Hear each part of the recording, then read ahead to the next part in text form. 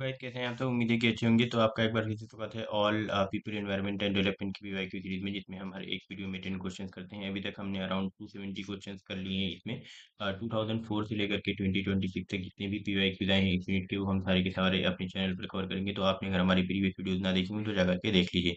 अभी तक हमने अराउंड 2019 तक के क्वेश्चंस कर लिए हैं, और इसके आगे आने वाले जितने भी क्वेश्चंस हैं वो आगे नेक्स्ट ईयर्स के ही होंगे। तो हमारे साथ बने रहें। जैसे ही हम नई वीडियो अपलोड कर दें तो आप चैनल को सब्सक्राइब कर जरूर कर लें, ताकि उससे आपको नोटिफिकेशन मिल जाए। देखते हैं पहला क्वेश्चन क्या है हमारा। Least polluting energy generating technique among the following is. इसमें हमें बताना है कि least polluting energy generating technique है, इसमें से कौन सी है। Thermal power, fission based nuclear energy, photovoltaic या मैग्नेटो हाइड्रो डायनेमिक। तो गाइस जो हमारी फोटोवोलेटिक फोटो वोल्टाइक जो हमारी ये होती है टेक्निक होती है, वो सबसे कम या कह लीजिए least polluting energy generating technique में से एक है। जैसे कि ये जो हमारी जो होती है टेक्निक, ये कन्वर्ट कर देती है सनलाइट को directly into electricity. No combustion इसमें होता है, और there is no greenhouse gas emission during operation, no radioactive waste, cleanest among the given option. देख लीजिए बाकी जो हमारे जैसे हमारे पास ऑप्शन है थर्मल पावर का, तो इट बर्न्स कोल ऑयल, जिसमें से CO2 और SO2 और NOx एमिशंस होते हैं। अगर हम फिजन बेस्ड न्यूक्लियर एनर्जी की बात करें तो इसमें लो CO2 होता है but produces radioactive waste. और अगर हम मैग्नेटो हाइड्रोडायनेमिक की बात करें तो still based on high temperature combustion plasma polluting fuel source. तो देखते हैं नेक्स्ट क्वेश्चन हमारा क्या है। The annual range of temperature in the interior of continents is high compare to coastal areas, what is or are the reason.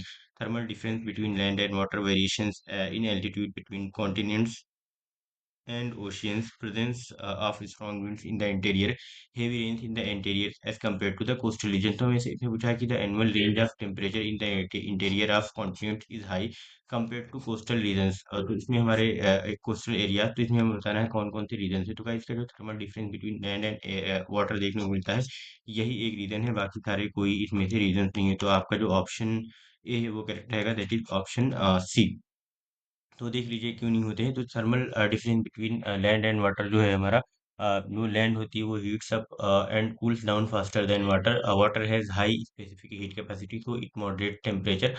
Coastal areas experience a maritime climate mid temperature range. Interior regions experience a continental climate और extreme summers and winters. और बाकी जो हमारे variations in altitude है not primary reason for कॉन्टिनेंटलिटी, और जो strong winds होती हैं not the main factor for invert temperature range. और हेवी रेन्स इन इंटीरियर की बात करें तो फैक्चुअली इनकरेक्ट है, interiors are usually drier. In which part of India the tropical Western Ghats are situated, Gujarat, Punjab, Kerala या राजस्थान। तो गाइस इसका जो राइट आंसर है दैट इज क्वेश्चन 273 का, दैट इज केरला है। तो देख लेते हैं क्या है। The tropical Western Ghats are mainly located along the western coast of India and are most prominently found in Kerala. The Western Ghat इसमें से कौन कौन से और चीजें हैं, जैसे कि run parallel to the Arabian Sea, are a global biodiversity hotspot, have tropical evergreen and moist deciduous forest, ये भी कभी कभी एग्जाम में पूछ सकता है।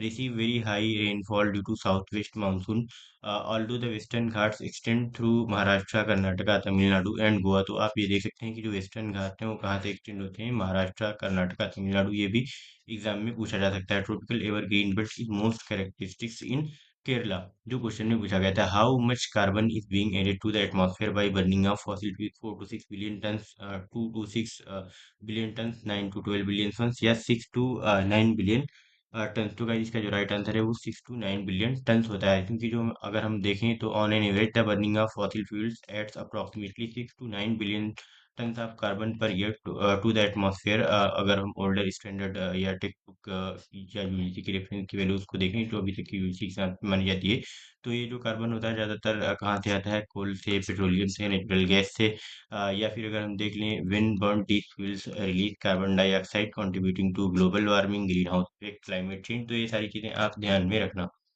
नेक्स्ट है natural vegetation of an area need to be preserved for the future mainly for the purpose of providing habitat for birds, providing material for breeding new species, study by scientist, preventing soil erosion. तो guys इसका जो right answer है वो providing material for breeding new species. क्योंकि जो हमारी primary long term reason होती है for preserving natural vegetation is to conserve genetic diversity, या जेनी पूल जिसे हम बोलते हैं। Natural Vegetation contains diverse plant species, preserves wild relatives of crops, provides genetic material for developing disease-resistant crops, climate-resilient varieties, improved agricultural productivity, and this is very crucial for future food security and biodiversity conservation. और बाकी अगर हम बात करें habitat for birds की, ये important है but not the main long term purpose. और जो हमारा जो साइंटिफिक स्टडी है it is useful but secondary. And जो प्रिवेंटिंग सॉइल इरोजन की बात कर रहा है यहाँ पर ऑप्शन डी, तो that is ecologically benefited beneficial but not the principal conservation objective.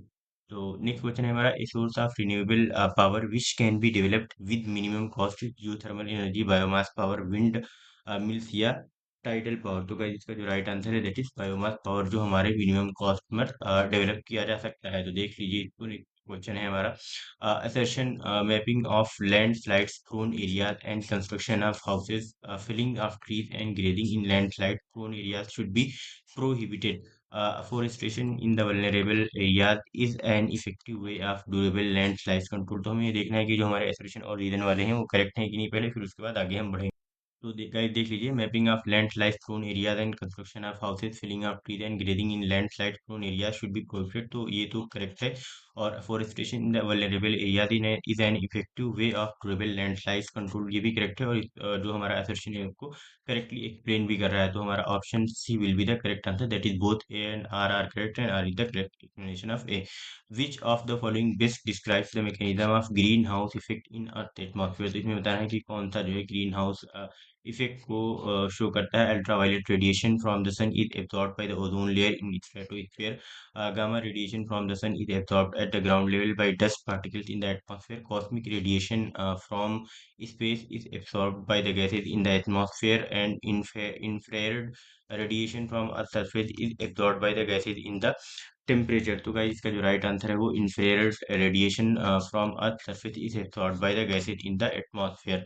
तो देख लेते हैं step by step mechanism of green house effect क्या होता है। तो फर्स्ट है sun emits short wave radiation, visible light होती है जिसमें earth surface absorb this energy and warms up the earth, re emits energy as long wave, या जिसे हम इंफ्रारेड आई आर रेडिएशन भी बोलते हैं। तो green house gases like CO2, CH4, H2O vapour and N2O absorb this in infrared radiation, heat is trapped warming the lower atmosphere। तो this is the core mechanism of green house effect. तो आप देख लीजिए option four जो है ये हमारा correct है इसमें।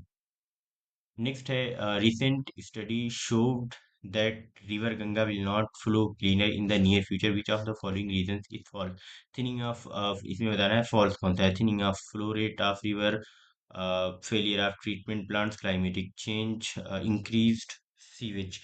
तो गाइस इसका जो राइट आंसर होता है वो क्लाइमेटिक चेंज। जरूरी नहीं क्लाइमेटिक चेंज किसी भी तरीके का हो सकता है, we do not know about it, may be positive, negative या anything else. So recent study जो है हमारी रिवर गंगा को लेकर के, तो जो हमारा क्लाइमेट चेंज है दिस विल नॉट, इसमें जो है ये एक रीजन नहीं है कि वो नियर फ्यूचर में जो है क्लीनर नहीं होगी। नेक्स्ट है हमारा, hails damage the standing, last question भी है आज की वीडियो का।